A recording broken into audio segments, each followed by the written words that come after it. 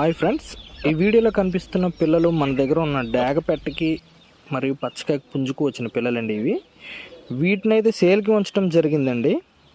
ఇంకా పెట్ట విషయానికి వస్తే ఇది భీమవరం డాగపెట్టకి రిచ్ వాటంగాల పచ్చకాయ పుంజుకి వచ్చిన అవుట్పుట్ అండి. ఈ పిల్లలు ఎవరైనా ఇంట్రెస్ట్ ఉంటే కాల్ చేయండి లేదా మెసేజ్ చేయండి ఫ్రెండ్స్.